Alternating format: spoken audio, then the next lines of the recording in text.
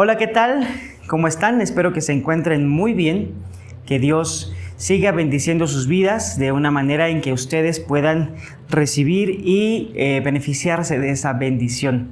Es para mí, como siempre, un gusto poder saludar a cada uno de ustedes a la distancia, pero presente en el Espíritu, como decía Pablo, anhelando que cada vez que hacemos un video, que cada vez que nos proponemos compartir, es porque nosotros necesitamos ser edificados, es para beneficio de nosotros.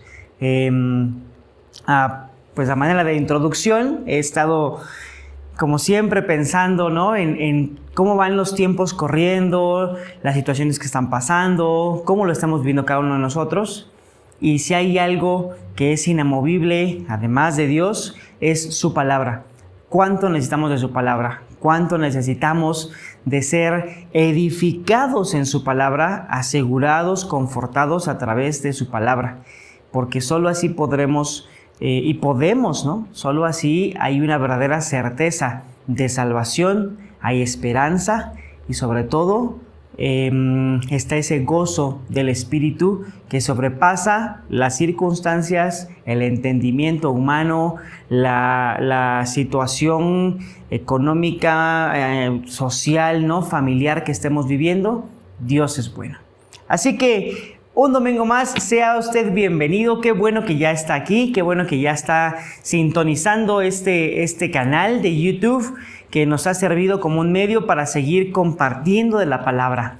Lo hacemos con mucho cariño para usted porque sabemos cuánto necesitamos el día de hoy de la palabra de Dios. Así que este día Dios es bueno porque Dios así lo ha hecho. Bendecimos el nombre de Dios y pues vamos a entrar de lleno al tema que nos toca. Si me acompañas a hacer una breve oración, es importante poner todos nuestros sentidos alineados, enfocados, es como la cámara, darle el enfoque a lo que queremos, a lo que realmente queremos ver. En este momento queremos ver la palabra, a Dios mismo hablando a través de su palabra. Así que acompáñame. Padre, te damos gracias por tu bendición. Gracias por la oportunidad que nos das de poder escuchar tu palabra, de poder escudriñar tu palabra y conocerte mejor. Conocer mejor quién eres tú, conocer mejor a tu Hijo Jesucristo, poder palpar tu Espíritu en medio nuestro, Señor, y poder derribar todas las barreras, los argumentos en contra, poder derribar todos los enemigos que se puedan presentar delante de nosotros en tu nombre son derribados, porque este es el tiempo que tú nos has citado para poder encontrarnos con la palabra de vida. En el nombre de Jesús, amén.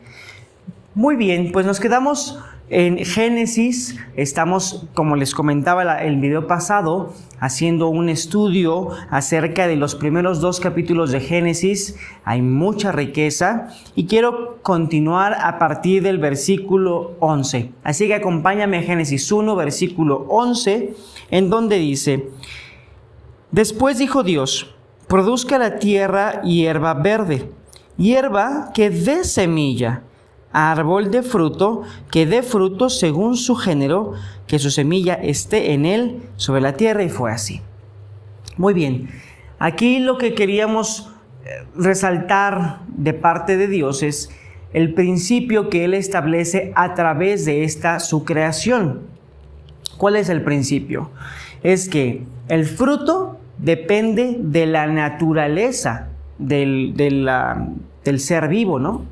Y la naturaleza depende de la semilla. Repito, el fruto depende de la naturaleza del ser y la naturaleza depende de la semilla.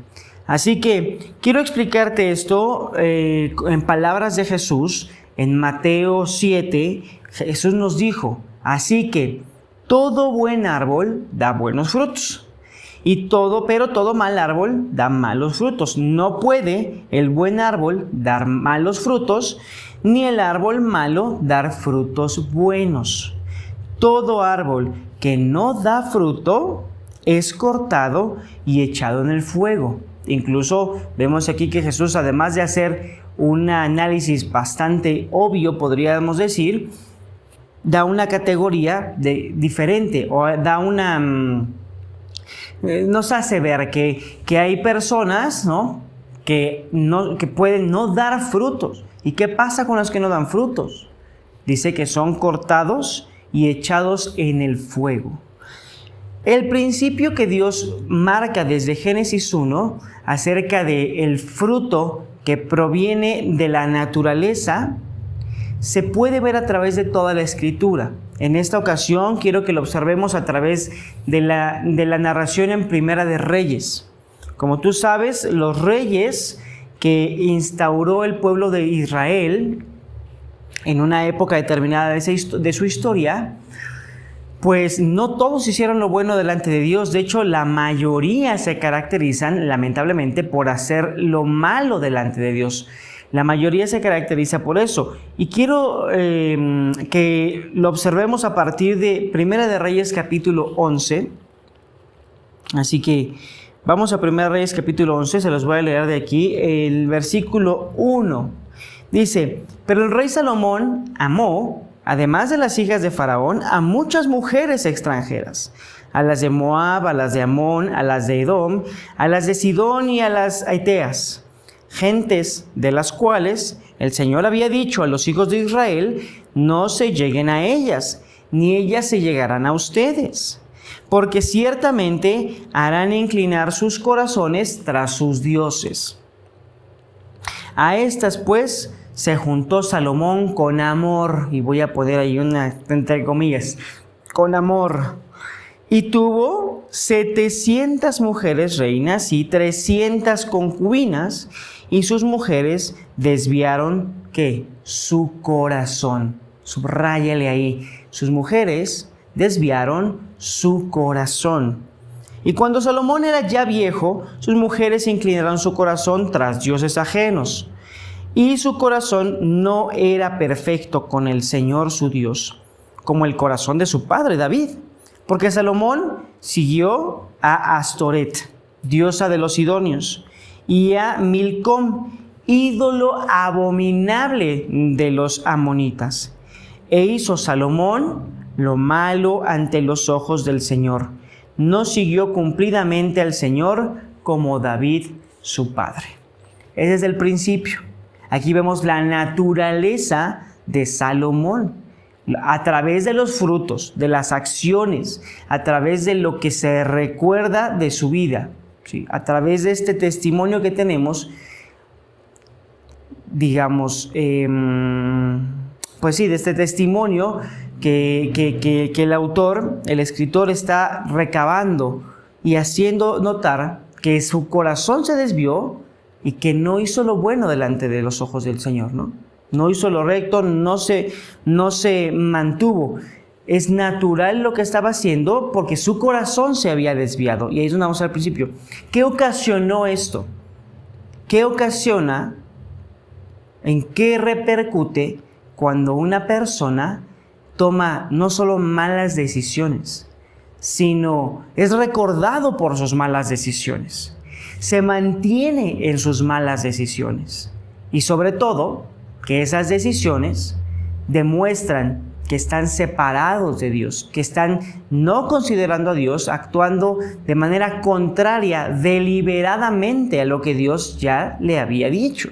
Entonces, ¿qué ocurre? Pues vamos a hacer un pequeño recuento de ver qué ocurre. En Primera de Reyes 14, vemos el versículo 21, se los voy a leer porque esta vez quiero que la misma Biblia nos vaya describiendo el principio de Dios.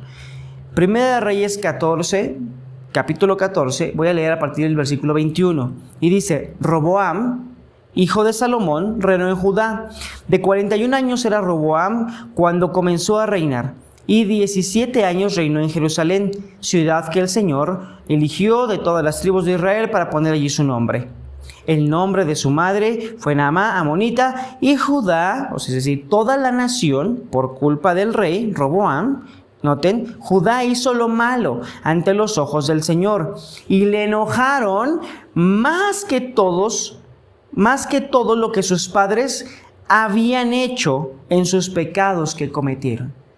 Entonces, un solo rey un hijo de un padre que tenía esta naturaleza del corazón desviado, hizo pecar a toda una nación. Tal vez cientos de miles, tal vez millones de personas que hicieron lo malo delante de los ojos de Dios.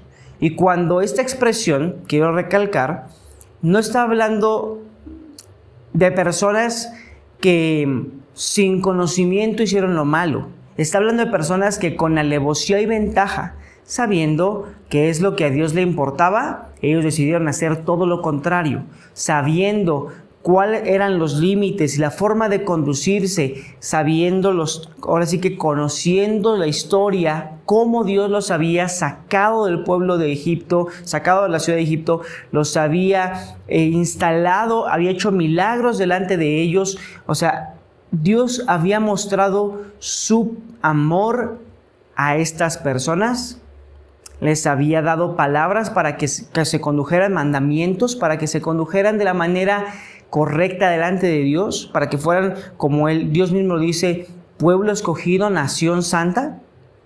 Pues a pesar de eso, deciden hacer lo malo, es decir, todo lo contrario, con alevosía y con ventaja, ¿no? De manera deliberada. ¿Por qué?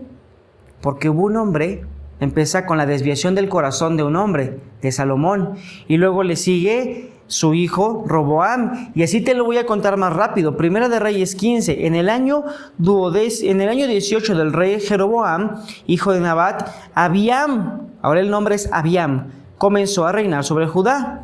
Reinó 3 años, el nombre de su madre, y versículo 3, y anduvo en todos los pecados que su padre había cometido antes de él, y no fue su corazón perfecto con el Señor, como el corazón de David su padre. Estas narraciones siempre hacen énfasis en que ¿qué es lo que tenían que hacer? Andar perfectamente. No significaba ser literalmente perfecto sin equivocarse, sino reconocer siempre la soberanía de Dios, reconocer siempre la autoridad de Dios, la gracia que Dios les daba. Entonces, al no hacerlo, les dicen, ellos no hicieron lo recto, no anduvieron bien delante de Dios, como David su padre. Tú podrás decir, no, bueno, David sí pecó. Claro que pecó, como cualquier ser humano, porque después de la caída del hombre, todos reprodujeron esa naturaleza de una u otra manera, pero la diferencia fue el corazón. Ahora, vamos más adelante. Y así, bueno, 1 Reyes 15, Nadab, también hijo de Jeroboam, comenzó a reinar e hizo lo malo ante los ojos del Señor, andando en el camino de sus padres y en los pecados con que hizo pecar a Israel. Y así te puedo decir de Basa, de Ela, de Simri, de Orim, de Acab, de Joram, de Ocosías, un rey que literalmente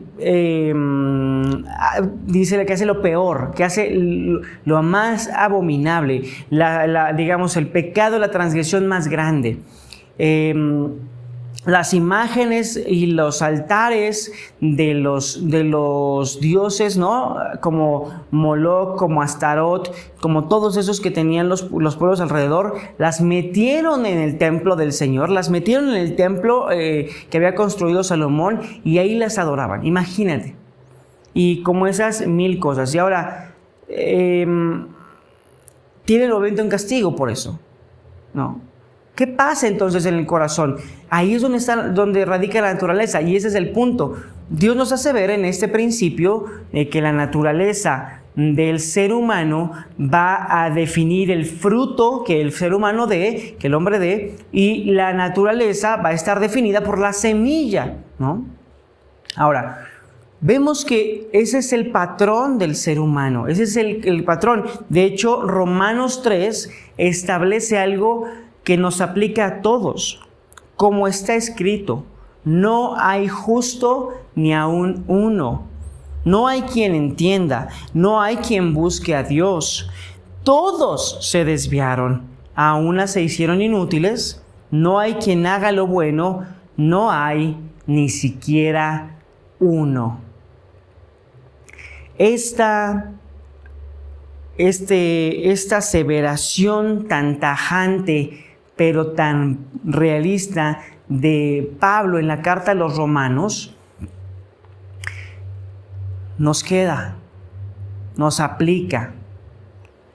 Si tú te das cuenta de cuánto te has negado a Dios, solo hasta que te das cuenta de eso, te das cuenta por qué tus frutos son como son, por qué te ha costado tanto cambiar. Y aún escuchando de Dios, aún cuando lo conoces, aún cuando tienes tiempo de estudiar la Biblia, si tú quieres, ¿por qué te cuesta tanto trabajo? Y es porque tu naturaleza no ha cambiado. Ese es el punto principal del Evangelio. El Evangelio no son las noticias de una vida mejor. El Evangelio es la única noticia que importa, que vas a pasar de muerte a vida, porque la naturaleza del ser humano, de acuerdo a sus obras, es de pecado, es decir, es de muerte. La naturaleza del ser humano, cuando no reconoce a Dios, es de muerte, casi como zombie, ahí andamos. Y de esa manera, el único fruto que damos, aunque parezcan buenas cosas, aunque pareciera a veces que construimos, que como civilización vamos avanzando, pero en realidad, en la esencia de las cosas, están actitudes, situaciones que son de muerte, es decir, que son o de egoísmo, o de perversión, o de destrucción, que al final todas desembocan en el mismo, en muerte. El principio nos lleva a reconocer algo súper importante en este tiempo, que es que los seres humanos no son buenos por naturaleza, que los seres humanos no tienen un corazoncito bueno por ahí dentro. Podremos tener actitudes buenas, podremos a veces hacer cosas en pro de los demás y a veces hasta desinteresadamente. Claro que sí, hay dentro de nosotros una humanidad. Sin embargo, la naturaleza del hombre es una naturaleza que está en pecado, que está separada de Dios, que no puede alinearse a Dios, a menos de que cambie su naturaleza. ¿Y cómo cambia eso? ¿Qué dijimos? ¿Y qué nos enseña el principio? Regresemos a Génesis. Que los árboles, voy a leer de nuevo Génesis para no perdernos. Árbol de fruto que dé fruto según su género, es decir, la naturaleza, que su semilla esté en él. Entonces, la única manera de que la naturaleza de un árbol, de un ser viviente, cambie, es porque la semilla ha cambiado. Y en ese sentido, esa es la esperanza y ese es el Evangelio. Porque Mateo 13 dice que el que fue sembrado en buena tierra, la semilla que fue sembrada en un corazón, en una buena tierra, en un corazón dispuesto, es la persona que oye, entiende la palabra y da fruto, y produce a 100, a 70 y a 30 por uno. Entonces, la naturaleza determina el fruto. ¿Cómo cambio mi naturaleza? Cambiando la semilla. ¿Cuál es la semilla que debo yo comer, introducir a mi vida, a mi corazón? La semilla de la palabra. Y vamos a avanzar. Así que vamos entonces sobre Génesis. Génesis 1 continúa hablando de la creación. Eso lo hablamos la vez pasada. Solo quería, me faltó terminar este punto de esta manera. Y Génesis 1:21 crea los monstruos marinos. Génesis 1:22 los bendice. Génesis 1:24 produzca la tierra seres vivientes también según su género.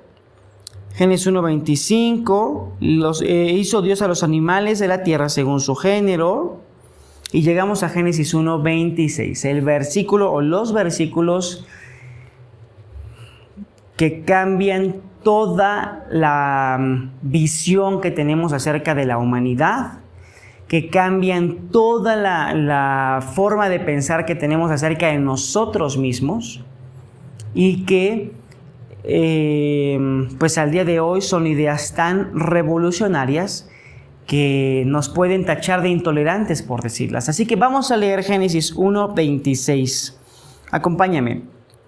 Entonces dijo Dios: hagamos al hombre a nuestra imagen, conforme a nuestra semejanza, y señoree en los peces del mar, en las aves de los cielos, en las bestias, en toda la tierra, y en todo animal que se arrastra sobre la tierra.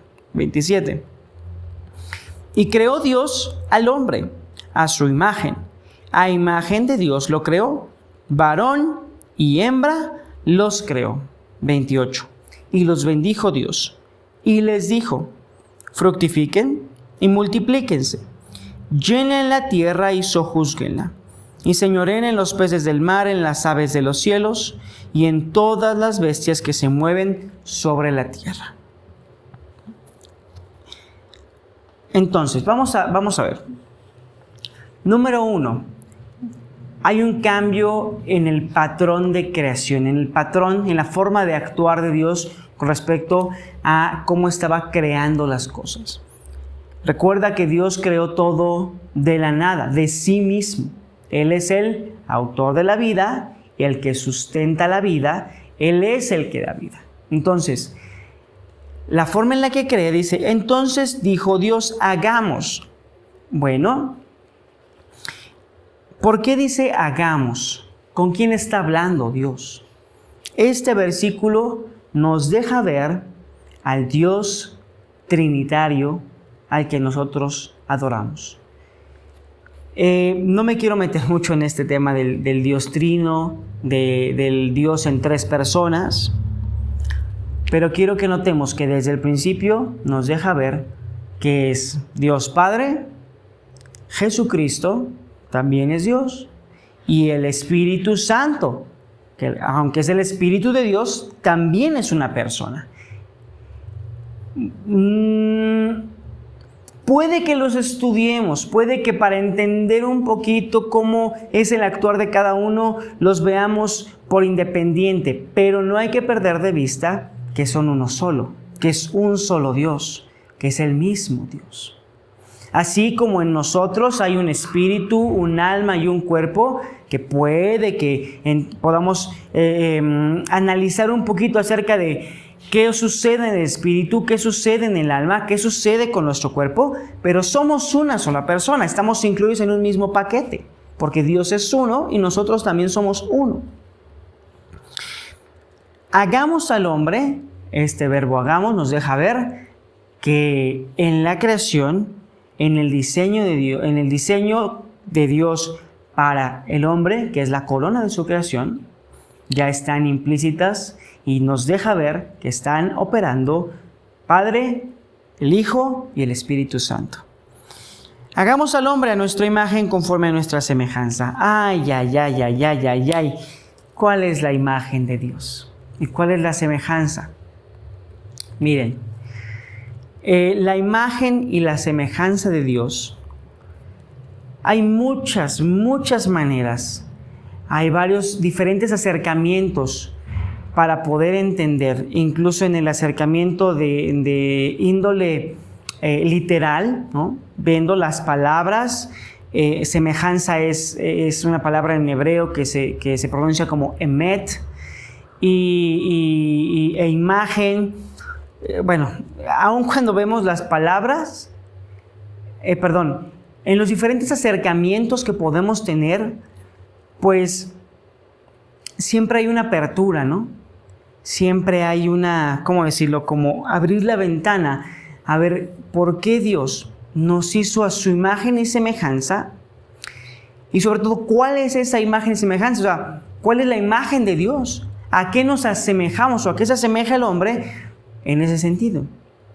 Así que vamos a ver Romanos 8, porque entre tantas acercamientos, al menos Dios nos llevó por esta, y pues lo que diga el jefe, eso hacemos. Vamos a Romanos 8, versículo 29. Romanos 8, versículo 29. Dice, porque a los que antes conoció, también los predestinó para que fueran hechos conforme a la imagen de su Hijo, para que Él sea el primogénito entre muchos hermanos. Y a los que predestinó, a estos también llamó. Y a los que llamó, a estos también justificó. A estos y a los que justificó, a estos también glorificó. Qué tremendo. De ahí, por favor, acompáñame a Hebreos 1, porque ¿cómo es posible que Dios, que dice que conforme a la imagen de su Hijo, de Jesucristo? En Hebreos 1, el versículo 1 dice, Dios, habiendo hablado de muchas veces y de muchas maneras en otro tiempo a los profetas, en estos postreros días nos ha hablado por el Hijo, a quien constituyó heredero de todo y por quien asimismo hizo el universo, el cual, siendo el resplandor de su gloria, estamos hablando de Jesucristo, y la imagen misma de su sustancia, y quien sustenta todas las cosas con la palabra de su poder.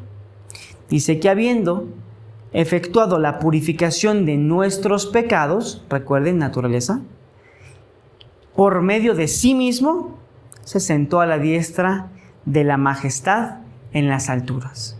Jesucristo es la imagen misma de la sustancia de Dios, y esto es todavía más elevado que solo haber sido creados a su imagen y semejanza. La imagen misma de su sustancia. Y para resolver la pregunta, bueno, ¿cuál es la imagen? O sea, ¿cuál es la semejanza? ¿Semejante? ¿En qué somos semejantes? Cuando Jesucristo habla con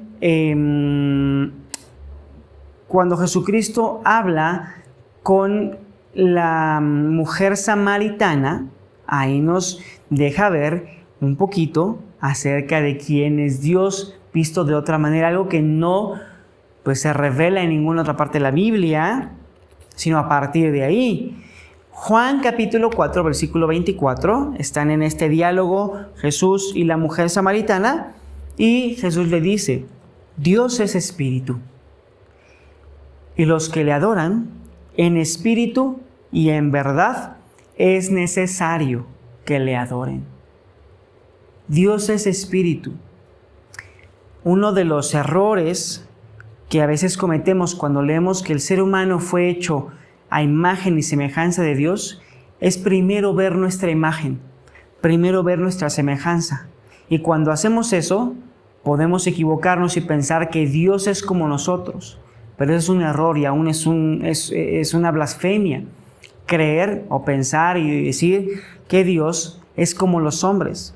E incluso su palabra dice que Dios no es como los hombres. Dios no es ni como hijo de hombre para mentir ni para arrepentirse. Entonces, teniendo cuidado y precaución de eso, de no vernos a nosotros, volteando a ver a Dios, vemos que Dios es espíritu.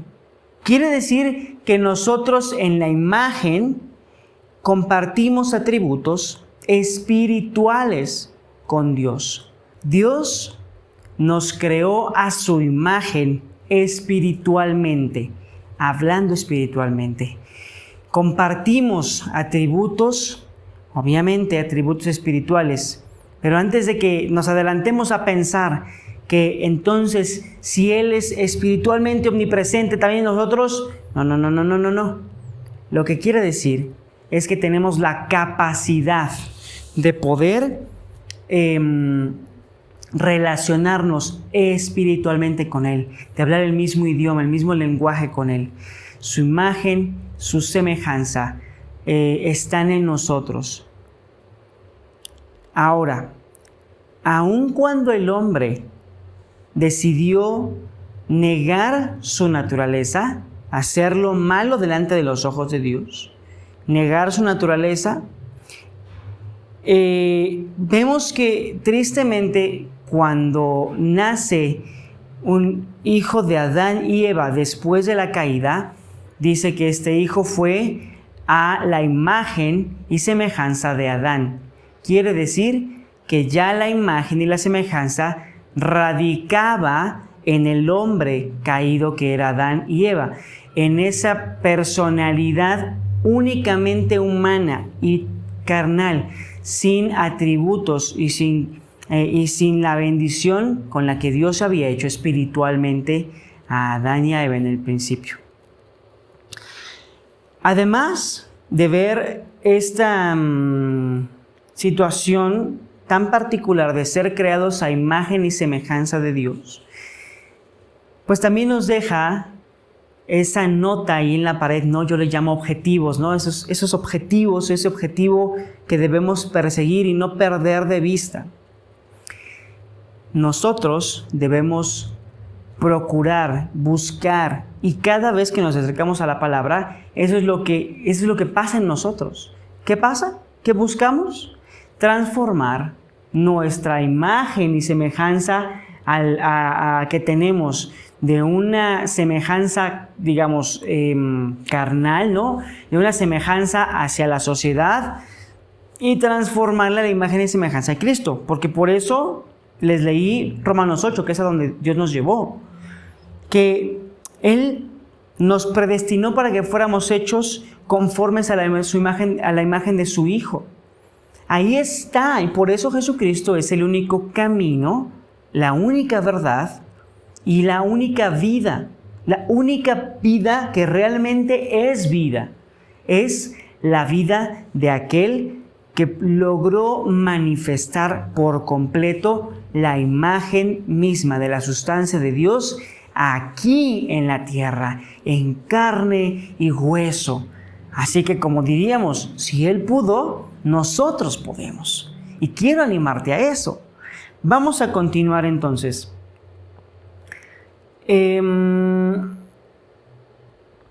Nos hace a su imagen y conforme a su semejanza.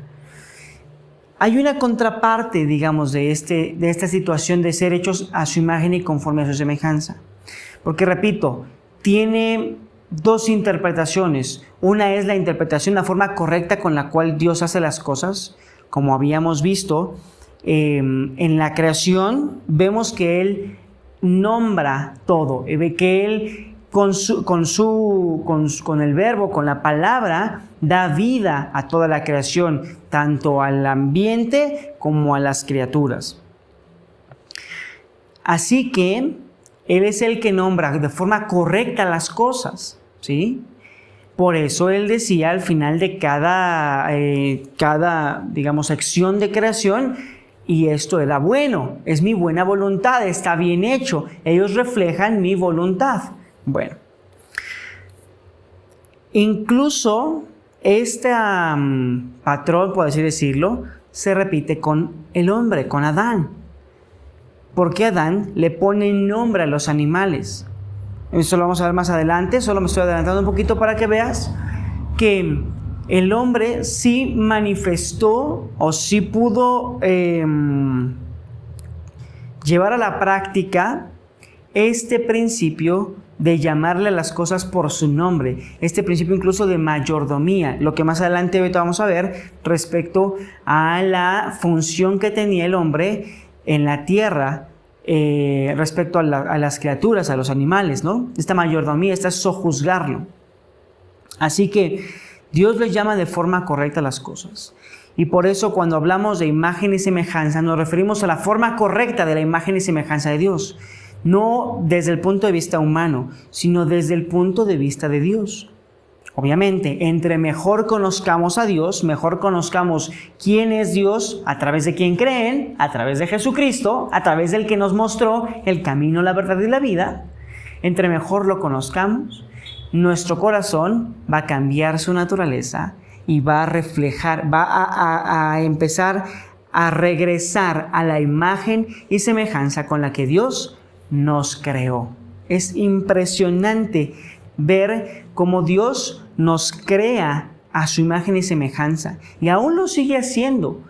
Cada vida que hay en el vientre de una madre, cada bebé que viene al mundo, viene, o digamos, nace con la imagen y la semejanza espiritual de Dios. El problema es que una vez entrando al mundo, una vez llegando a este mundo que está lleno de corrupción, lleno de pecado, lleno de muerte, entonces empieza como la tendencia, ¿no?, a caerse y a desviarse gradualmente.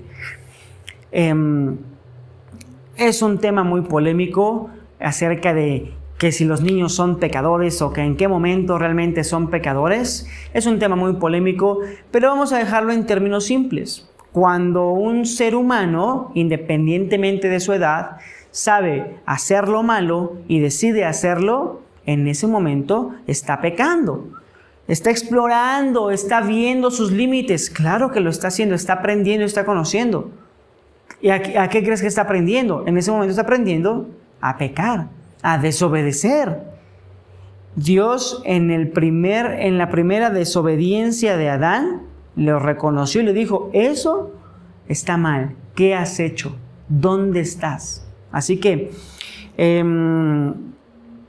si bien es cierto, todos los seres humanos, desde que en el vientre se forma la vida, Dios pone la vida, desde ahí ya es un ser humano, vienen y son diseñados, son creados de parte de Dios con la imagen y la semejanza espiritual que Dios pone en ellos. Y después, así como pasa también con Adán, después ya son formados, ¿no? Vamos a ver más adelante, en Génesis 2:15, que el hombre primero fue creado y después fue formado. Y así mismo nos pasa a nosotros el día de hoy. Vamos a continuar avanzando. Así como Dios tiene una forma correcta de llamarle a lo que es su imagen y semejanza, el hombre después de pecar todo lo transgiversa.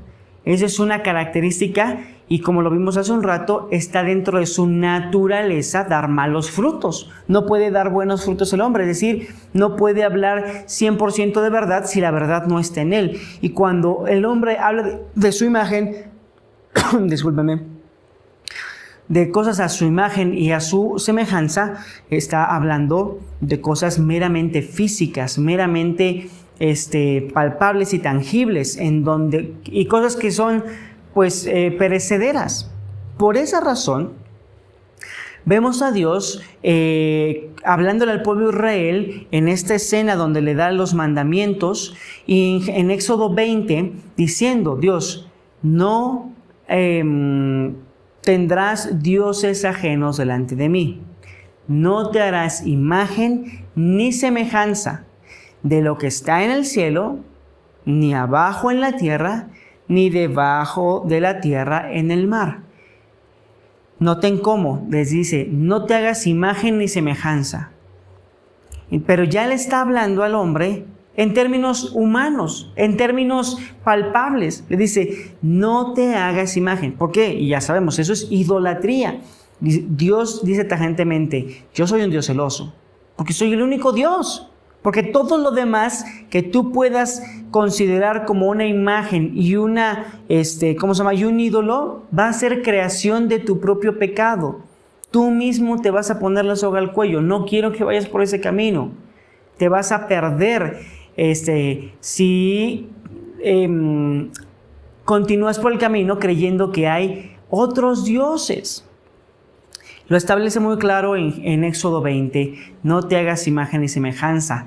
Imagen y semejanza. Pero luego en Romanos 2, otra vez ocurre el patrón. ¿Qué pasa en Romanos 2? Vamos a leer Romanos capítulo 2. Y dice: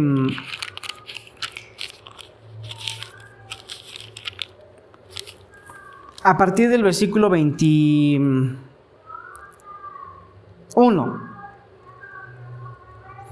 Pues habiendo conocido a Dios, no le glorificaron como a Dios, ni le dieron gracias, sino que se envanecieron en sus razonamientos y su necio corazón fue entenebrecido. Profesando ser sabios, se hicieron necios y cambiaron la gloria de Dios incorruptible en semejanza de imagen de hombre corruptible, de aves, de cuadrúpedos y de reptiles. Por lo cual también Dios los entregó a la inmundicia en la concupiscencia de sus corazones, de modo que deshonraron entre sí sus propios cuerpos, ya que cambiaron la verdad de Dios por la mentira, honrando y dando culto a las criaturas antes que al Creador, el cual es bendito por los siglos. Amén. Por eso Dios los entregó a pasiones vergonzosas, pues aún sus mujeres cambiaron el uso natural por el que es contra naturaleza. Y de igual modo también los hombres, dejando el uso natural de la mujer, se encendieron en su lascivia unos con otros, cometiendo hechos vergonzosos, hombres con hombres, y recibiendo en sí mismos la retribución debida a su extravío. Recibiendo en sí mismos la retribución que era debida a su extravío. Como ellos no aprobaron tener en cuenta a Dios, Dios los entregó a una mente reprobada para hacer cosas que no convienen. No, bueno, me seguiría, pero está tremendo hasta ahí. ¿Qué ocurre? La imagen y la semejanza, el ser humano la ve como ídolos, como cosas a las que aspira, ¿no? ¿Cómo se caracteriza un ídolo? ¿Cómo tú puedes darte cuenta si hay un ídolo en tu vida, ¿no? Porque a veces pensamos que los ídolos, y así como nos plantea que son animales, es que tuvieras la imagen de un gorila ahí, de un, no sé, leopardo, ¿no? Y que tú te inclinaras hasta el piso a adorar la imagen. Dices, no, yo no hago eso. Pues a lo mejor tú no, ¿no? A lo mejor aquí en México no lo hacemos. Pero, ¿qué caracteriza a un ídolo? Bueno, dice que ponemos nuestra imagen y nuestra semejanza. Entonces los idealizamos. Bueno, ¿qué caracteriza a un ídolo? Número 1, que nos da pertenencia. Número 2, que nos da identidad. Y número 3, que nos inspira. Cuando esas tres cosas tú las puedes detectar hacia una persona, hacia una cosa, hacia una situación, entonces ten cuidado. Yo te lo advierto, porque la palabra habla muy claramente acerca de no hacernos imagen y semejanza. Es decir, que no pongas en otra cosa, persona o situación,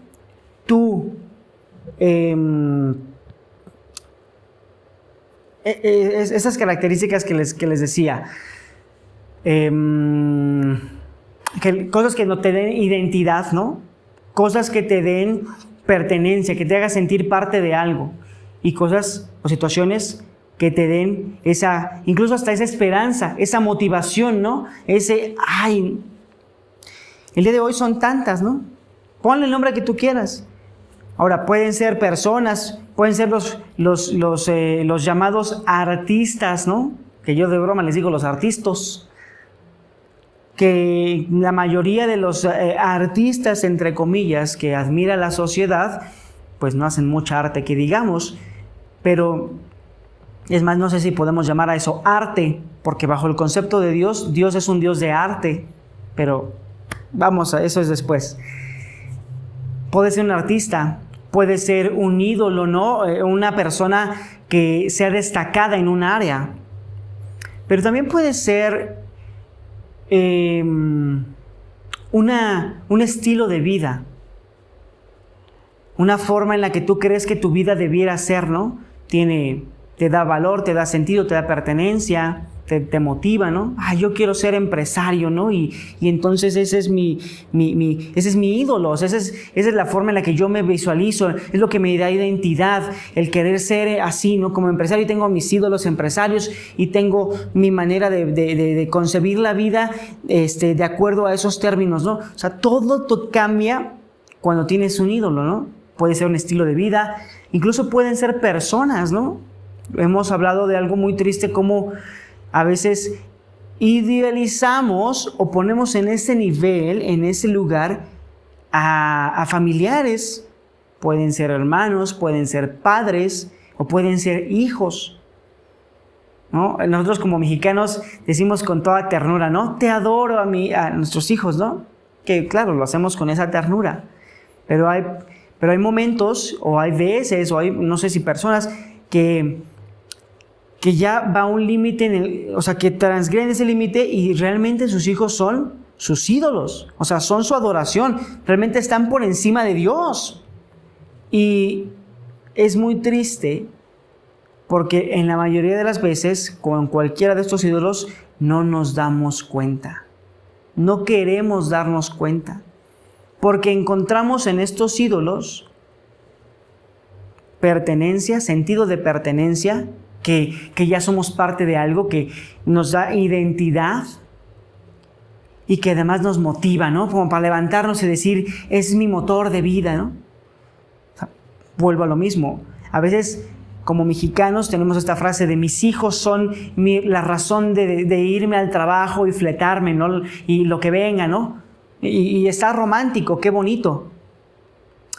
Pero hay que pensarlo bien. Yo te animaría a pensarlo bien y saber qué tanto realmente tus palabras están afectando esa relación con Dios. Porque dice, habiendo conocido a Dios, no le glorificaron como a tal, sino que cambiaron la imagen, la imagen de incorruptible de Dios, de la gloria de Dios, por la imagen de lo que se corrompe. ¿Qué pasa a todas esas personas que piensan que sus hijos son buenos? Que sus hijos por naturaleza siempre son buenos y que no se pueden equivocar. Oye, pero se corrompen, los seres humanos se corrompen. No es que mi hijo es perfecto, ¿no? No tiene errores. Chispas, ¿no? Está en el reclusorio, pero porque lo inculparon.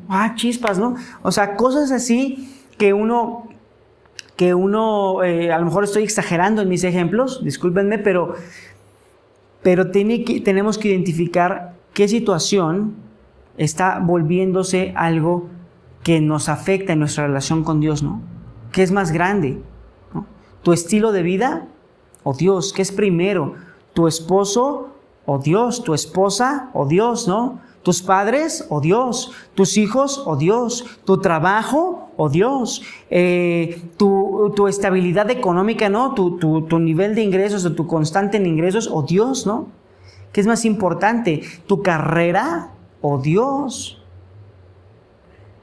Y es un tema, pues, que a lo mejor puede sonar raro, no sé, pues, yo creo que la ventaja de hacer este tipo de mensajes así en video es que no veo sus caras, pero me imagino que están así como, chale, ¿no? Este cuate ya que, o a lo mejor están cuestionándose, me están cuestionando a lo mejor, ¿no? Pensando, oye, pero es que, entonces es malo. Yo no estoy diciendo que sea malo que tengas pasiones o más bien anhelos en tu vida, ¿no? Que anheles superarte o que hagas cosas por tus hijos o que busques una mejor posición en tu trabajo.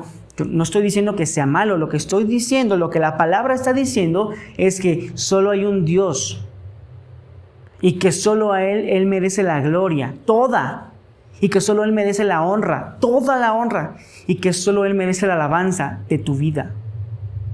Que si hay una situación buena en tu vida, no digas, es que, claro, yo me fleté, yo lo logré, yo lo hice. De Dios es la honra y la gloria. Eso no lo debemos olvidar. Así que, ya para cerrar este tema, vamos a ver que en Génesis 1, 26, dice que lo hizo para señorear. Señorear. ¿Qué es un señor? El que es administrador, el que está puesto por encima del otro para poder gobernar, que es un gobernador, alguien que es mayordomo o sea, alguien que administra correctamente los recursos. No necesariamente es el dueño, y aquí evidentemente entendemos que el ser humano no es dueño de los recursos, no es dueño de la creación de la naturaleza, pero está puesta como señor de la creación, como administrador, como mayordomo de la creación. Y un dato curioso es que Dios menciona a la creación en el mismo orden en que Dios las hizo. Hizo primero los peces del mar y entonces le dice en Génesis 1:26, el hombre va a señorear sobre los peces del mar. Luego Dios crea a las aves de los cielos, así que dice, y también en las aves de los cielos como punto número 2. Y punto número 3, en las bestias, en toda la tierra y en todo animal que se arrastra sobre la tierra. Asimismo, en ese mismo orden, Dios fue creando a los seres vivientes aquí en la tierra. Marinos, aves y todo animal terrestre, ¿no?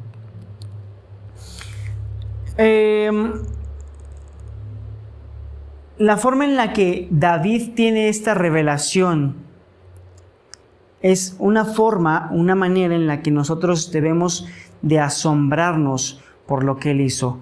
En Salmo 8, acompáñame al Salmo 8 si puedes en tu Biblia, el versículo 4 dice, y digo, ¿qué es el hombre? Es más, vamos a leer un poquito atrás como para darnos un contexto mejor. Salmo 8.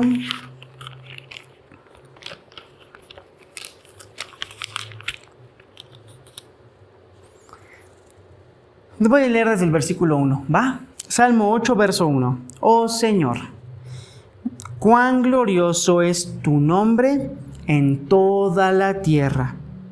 Has puesto tu gloria sobre los cielos. De la boca de los niños y de los que maman fundaste la fortaleza. A causa de tus enemigos, para hacer callar al enemigo y al vengativo. Versículo 3. Cuando veo los cielos, obra de tus dedos, la luna y las estrellas que tú formaste, digo, ¿qué es el hombre para que tengas de él memoria? Y el Hijo del Hombre para que lo visites. Lo has hecho poco menor que los ángeles, y lo coronaste de gloria y de honra. Le hiciste señorear sobre las obras de tus manos. Todo lo pusiste bajo sus pies. Ovejas, bueyes, todo ello, y asimismo las bestias del campo, las aves de los cielos y los peces del mar, todo cuanto pasa por los senderos. Oh Señor, Dios nuestro, cuán grande es tu nombre en toda la tierra. Está el salmista impresionado por el favor de Dios, por este trabajo, por esta responsabilidad tan grande y al mismo tiempo tan delicada que Dios nos da. Señorear, no que se enseñoree la creación de nosotros, sino nosotros señorear, administrar correctamente, tener mayordomía sobre la creación, sobre los animales. Por eso les decía que el primer día, digamos, de trabajo del hombre, de Adán, va y le pone nombre a los animales. Les da el nombre correcto porque él tenía autoridad sobre ellos. Va y nombra a los animales, dice que aún de la manera en como hasta el día de hoy son llamados. Así que esta autoridad y esta mayordomía sobre la creación procede de Dios. ¿Cómo es esto? Que la autoridad conferida al ser humano es porque está hecho a su imagen y semejanza. No por ser simplemente hombres o seres humanos ya tenemos autoridad, sino solo aquellos que están sometidos a la autoridad de Dios. O dicho de otra manera, solo aquellos verdaderos cristianos que son conforme a la imagen y la semejanza de Dios el Padre, conforme a la imagen y la semejanza de Jesucristo, son aquellos que tienen autoridad sobre la creación. Y bueno, lamentablemente ahora vemos que los puestos de autoridad están llenos de gente que no es cristiana. Los líderes en las diferentes ramas, ¿no? En la ciencia, en la tecnología, en el arte, en la música, en la literatura, en los medios, ¿no? Los líderes, los que están dictando cómo se mueve el mundo, no son cristianos. Y los cristianos no tomamos nuestra autoridad, no tomamos autoridad sobre nuestra propia vida, sobre nuestra familia, sobre nuestro entorno. Y ojo que la autoridad no quiere decir que seas un dictador, que entonces ahora yo soy el rey, ¿no? No, claro que no. Quiere decir que tú tienes un correcto entendimiento de cómo funcionan las cosas y por eso sabes cómo debes administrarlas correctamente. Recursos, tiempo, aún situaciones y momentos con las personas, los corazones, todo eso. Bueno, pues ya para terminar este tiempo, me gustaría que consideráramos esas palabras de David en el Salmo, cuando dice que ve la obra del Señor, esa obra de sus manos en los cielos. No pierdas la oportunidad de observar a tu alrededor, observar el cielo, observar las estrellas, observar la luna y darte cuenta de lo extenso, de lo magnífico y lo impresionante de la creación de Dios. Date cuenta de lo impresionante y lo genial del Creador que puso todas esas cosas en orden. Y pues espero que eso llene tu corazón de gracia, llene tu corazón de una gratitud, porque todo eso lo ha puesto bajo autoridad de cada uno de sus hijos, de los cristianos, los que verdaderamente recuperan la imagen y semejanza con la que han sido creados. Así que bueno, en este estudio que estamos teniendo acerca de Génesis 1 y 2, vamos notando esas pequeñas cosas donde Dios pues, nos va mostrando más de su carácter, de su corazón, obviamente todo apuntando hacia Cristo, porque Él es el que nos mostró el único camino, la verdad y la vida, el que es la imagen misma de la sustancia del Dios creador, de este Dios Espíritu que creó todo y que además nos dio verdadera identidad, verdadera vida. Si ese no es motivo de gozo, ya no sé entonces qué pueda hacerlo, pero bueno, quiero desearte una excelente semana, quiero desearte que pases tiempos especiales con Dios para que eso impacte en tu vida, impacte en tu día a día, en tu trabajo, en tu familia, en tu casa, sea lo que sea que hagamos, que podamos manifestar que conocemos cada día más a Jesucristo, el Señor y Salvador. Tu familia lo necesita, tu comunidad lo necesita y este mundo necesita que brillemos con esa luz. Les mandamos un abrazo, esperamos que pronto podamos vernos, pero de cualquier manera en el Espíritu seguimos creciendo juntos en el conocimiento de Jesucristo. Un abrazo, los queremos mucho y que tengan excelente día. Hasta luego.